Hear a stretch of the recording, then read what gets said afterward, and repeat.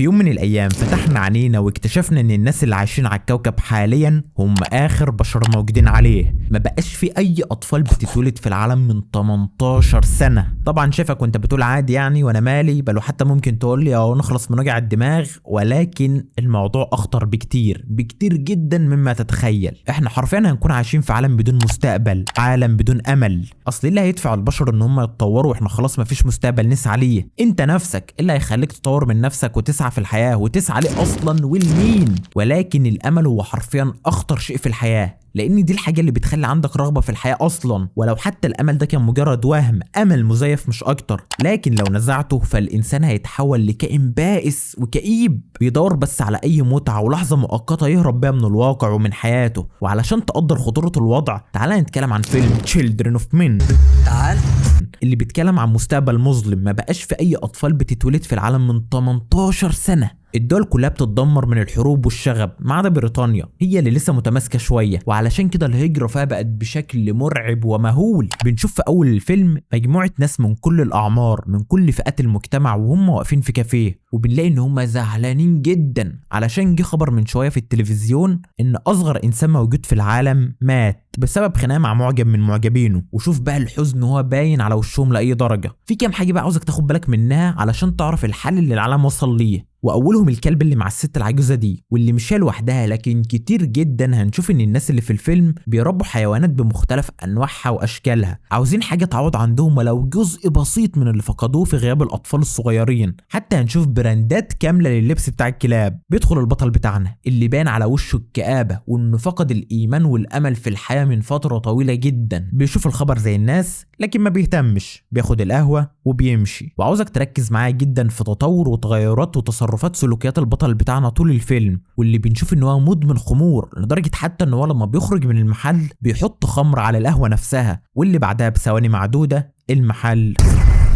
لكن مش بيهتم وبيروح الشغل. فشوف لأي درجة ده بقى شيء عادي ومألوف، لدرجة ان محدش بيزعل وبيتأثر على الناس اللي ماتت وتحولت لأشلاء. ولكن لما بيوصل الشغل بنشوف ان الناس مقطعة نفسها عياط على اصغر شاب في العالم. ولو بصيت على المكاتب بتاعتهم هتلاقي ان في حاجة هتلفت انتباهك، ان لسه في بعض الناس عندهم سنة امل في المستقبل من لعب وحاجات اطفال موجودة على المكاتب بتاعتهم، على عكس البطل بتاعنا اللي فقد كل سنتي من الامل بسبب الطنين اللي موجود في ودانه من الانفجار. بيقرر ان هو يمشي وبيدخل المدير بيقول انا متاثر من موت اصغر شاب في العالم والله ومش قادر اكمل، فهكمل شغل من البيت. مع انه حرفيا كان لسه هيموت من 5 دقايق في انفجار مات فيه ناس كتيرة جدا اتحولوا لغبار اشلاء. ولكن هو عارف ان دوت هو اللي هيجيب مع المدير، والمدير فعلا بيوافق. بيركب المترو وبينزل، وبنشوف بقى ازاي الحكومه بتتعامل مع المهاجرين اكنهم حرفيا حيوانات حاطينهم في قفص. بيقابل جاسبر صاحبه عم مايكل كين، بس هو عامل نفسه روش بقى وبيحكي له عن اللي حصل في المحل اللي انفجر.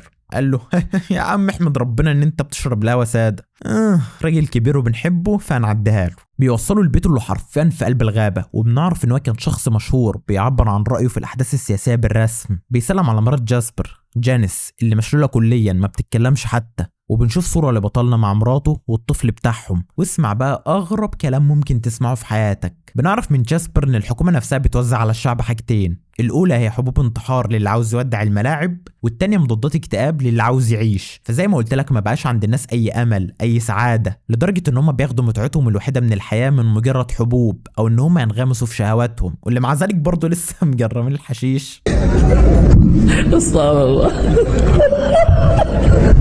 واللي هو بيبيعه. بعدها جد روش بقى بيشغل اغاني غريبه وبيعمل حركات اغرب. انت مش كبرت يا جدو على الكلام دوت. تاني يوم بيصحى سيو وشوف الى اي حال وصلنا له، اعلان لدوت توديع الملاعب على التلفزيون مباشره. بيروح الشغل لكن وهو ماشي بيخطفوا مجموعه مقنعين وبيحطوه في العربيه. بنعرف ان اللي خطفوه جماعه او منظمه اسمها ذا فيش او السمك، ودول منظمه معاديه للحكومه البريطانيه علشان يدوا المهاجرين الحقوق بتاعتهم. وبيتصدم لما بيلاقي ان قائدهم يبقى مراته جوليان. تقول ان هي محتاجه انه يجيب لها تصريح لنقل واحده من المهاجرين علشان يوصلوها لسفينه. قال لها ازاي وانا ما اعرفش؟ قالت له سفينه ابن عمك اللي بيجيب عليها قطع فنيه الحكومه بتدعمها، قول له بقى يظبط الدنيا. قال لها بس ده خطر. قالت له هديك فلوس. قال لها يا ست مش عاوز فلوس. قالت له خلاص وقتك خلص بره انطر قبل كاش. ولان حالته ضنك على الاخر وبيكح تراب، ودي برضه في الاول وفي الاخر كانت مراته، بيروح لنص المدينه التاني بتاع الاثرياء ثراء فاحش لابن عمه، بيسلم كل ذنوبه على البوابه، خمره، سجاير، مخدرات، ناقص يطلع نسوان. فزي ما قلت لك ما عادش في امل، ما عادش في سعاده، كله بيدور على هروب ولو مؤقت. وبطلنا برضه انسان مش استثناء من الكلام دوت.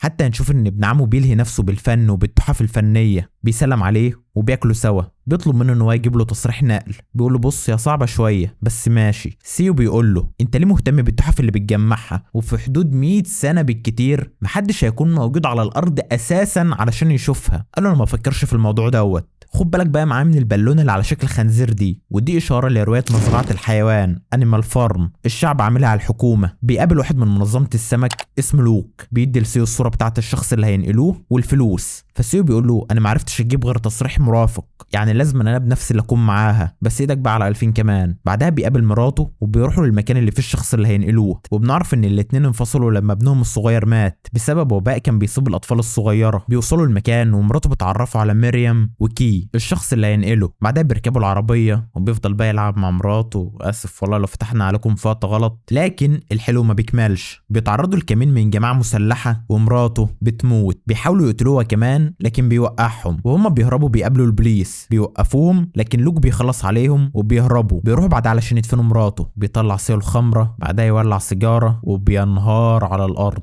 بيروحوا بعدها المكان تبع المنظمه بتاعتهم، مزرعه يستخبوا فيها وينتخبوا قائد المنظمه الجديد. لوك بينظف سيو نفسه وبيغير هدومه وبيخرج. بتجيله مريم وبتقول له كي عاوزه تتكلم معاك. اول ما بيروح لها بتقول له ان مراتك قالت لي ما اثقش في حد غيرك، يوديني القارب الغد.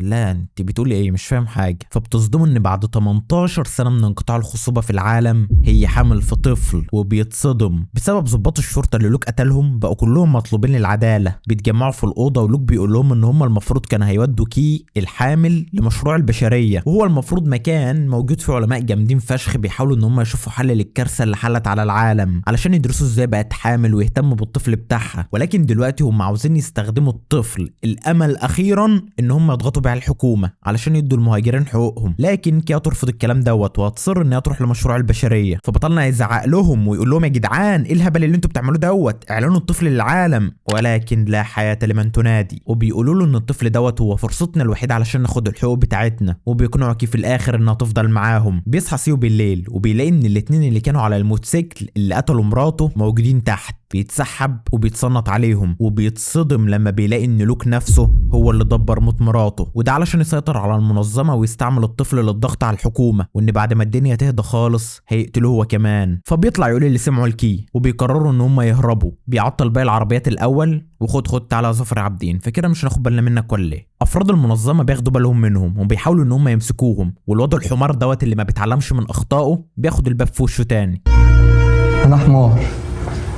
أنا حمار وغبي. وبيهربوا وبيروحوا البيت جاسبر. هيحسبوا ان هو ميت لكن بيطلع نايم عادي. هيقولوا ان عشان يوصلوا للسفينه اللي هتوديهم مشروع البشريه هيمروا عبر المخيمات بتاعه اللاجئين في الخطر. فجاسبر هنا بيمشي وبيجي كمان شويه، وبيقولوا ان هو رش الحارس بتاع المخيمات اللي بيديله الحشيش علشان يدخلهم المخيم لحد ما يوصلهم للسفينه. جماعه فيش بيتعقبوهم وبيوصلوا لمكانهم، فبيهربوا. جاسبر بيفضل بنفسه علشان يعطلهم بنفسه، فبيعذبوه علشان يقول لهم مكانهم لكنه ما بيقولش اي حاجه خالص. والسيو باصص عليه من بعيد لحد ما بيقتلوه، وسيو بيزعل جدا عليه. بيروحوا بعدها لحضانه قديمه كده ومهجوره يستنوا الظابط اللي هينقلهم، وهما مستنيين مريم بتقول ان هي كانت شغاله ممرضه وشافت بنفسها بدايه الكارثه، وكل حالات الحمل بيحصل لها اجهاض. حتى الاطفال اللي قدروا ان هم يلحقوهم واتولدوا ماتوا بسبب الانفلونزا، ومن ساعتها ما بقاش في اي حاله حمل، وابتدى اليأس ياكل في الناس. وقد ايه عالم من غير صوت اطفال عالم مرعب. وفعلا تخيل لو مفيش اطفال ساعتها مش هيبقى في سبب لاي انسان ان هو يسعى لاي حاجه، وان هو يكون عنده اخلاق من اي نوع. اصل يسعى لايه والمين؟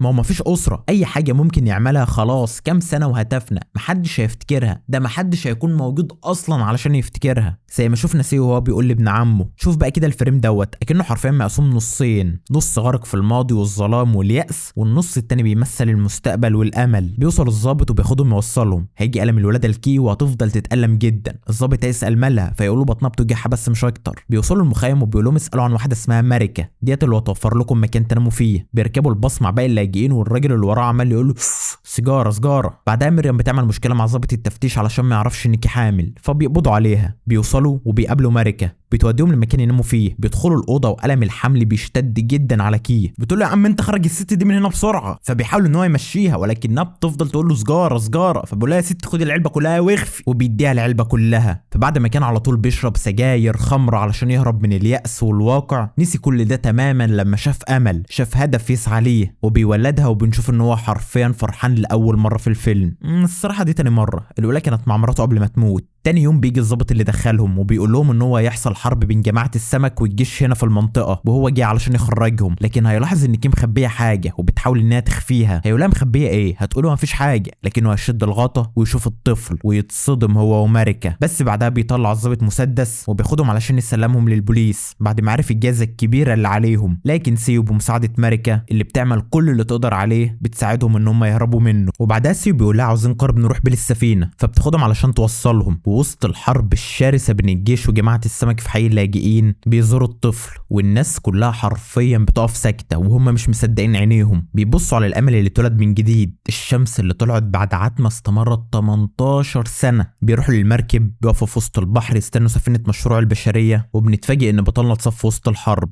وبيقول لها اخر حاجه تاخد بالها من بنتها وتطبطب على ظهرها بالراحه. وبيموت سيو وبتوصل السفينه. نهايه حزينه لكنها جميله جدا في نفس الوقت. وعامه فيلم حلو، بحب اللونج شوتس اللي فيه والكاميرا اللي ماشيه مع البطل علشان تحسسك بالعالم اللي على حافه الانهيار دوت. وعلى عكس افلام تانية ورتك ليه لازم يكون عندك امل وجابت لك بطل من الاول وهو عنده امل بشكل اوفر، فالفيلم دوت وراك لو الامل اختفى ايه اللي ممكن يحصل، وسابك مع رساله جميله جدا في الاخر انك دايما يفضل عندك امل في بكره. كده نكون وصلنا لنهايه الفيديو، فلو عجبك بقى ما تنساش الشير لايك وسبسكرايب، تشاركني برايك في الكومنتس وتقول لي عاوزني نتكلم عن ايه الفيديو الجاي، والى اللقاء.